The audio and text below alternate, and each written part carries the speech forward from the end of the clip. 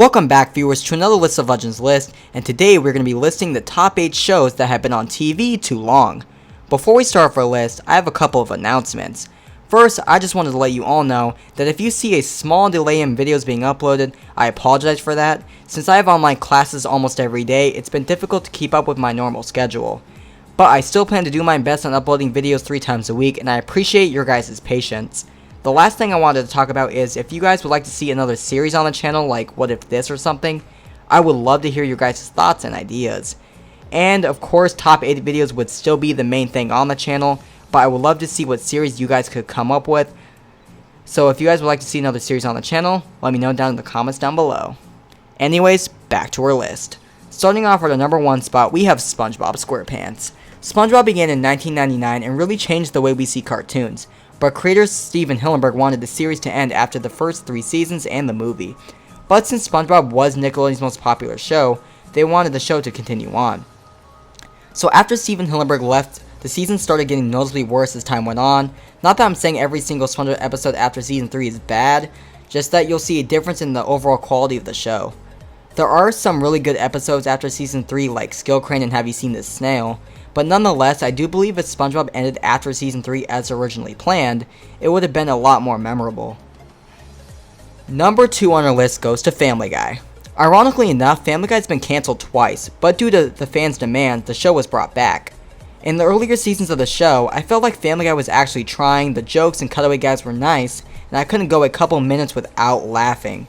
But as you would expect, the more seasons the show got, the more it started getting more bland, and just unfunny.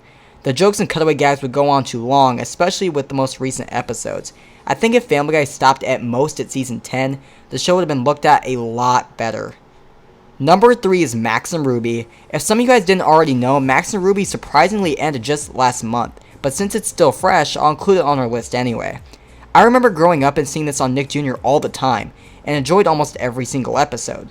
But going through the episodes as a whole, it's pretty much a hit or miss in my eyes, especially with the most recent seasons. I think the biggest change of the show is adding Max and Ruby's parents. I think it's kinda cool we get to see them after all this time, since the closest relative we got to see is their grandma. Overall, I believe if they did this a lot earlier and ended with the parents being shown as a series finale or something, it would have been a better choice. But nonetheless, the show went on, and the show ended April 9, 2020. Hitting our halfway point on our list at our number 4 spot, we have Sesame Street. This one I'm sure you're not surprised at all is on our list. I mean, the show has been literally airing since 1969. So chances are your parents and grandparents grew up on it. I'm just shocked that this show is still airing. I mean, it's been going on longer than The Simpsons, which is crazy to even think about. The reason why it's not any higher on our list is because while the Sesame Street isn't really as good as it used to be anymore, it's still getting a decent amount of viewers for a show that's been on for literally more than half a century. You'd expect more of a decline.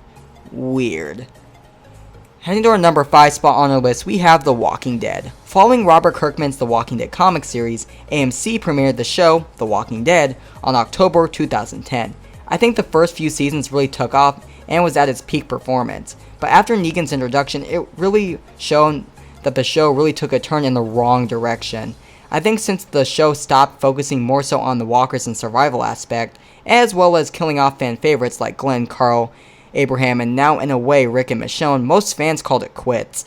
Who knows, maybe if and when The Walking Dead movies and more spin-offs release, The Walking Dead universe will return to its former glory. At our number 6 spot, we have The Fairly OddParents.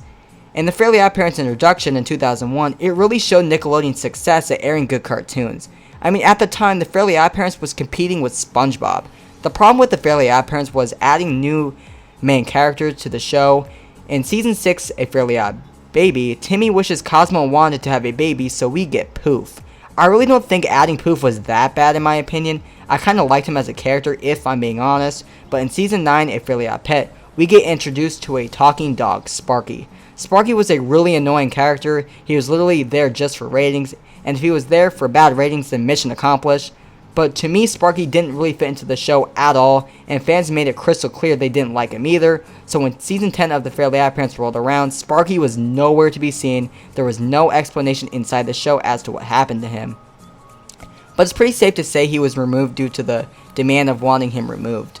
Just when you think the crew learned from their mistakes In the season 10 premiere, we get introduced to Chloe, the character that killed the Fairly OddParents. Literally.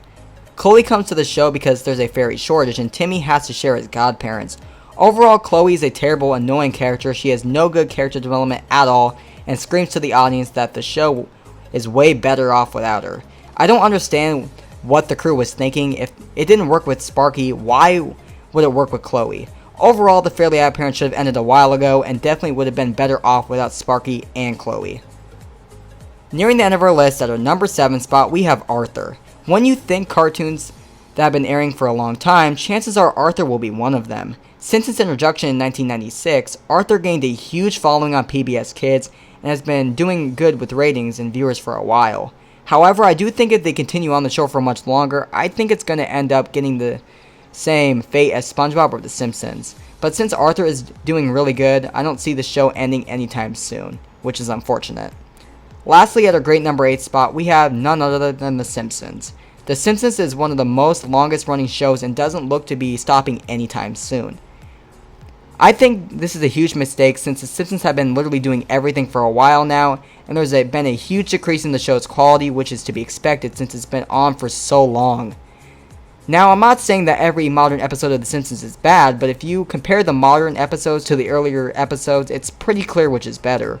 Overall, I think the show should have ended a long time ago so that we didn't have to see the seasons and episodes getting worse and worse. Alright viewers, that is the end of our list. Let me know what list you like to see next. And with all that said, I look forward to seeing you with our next list.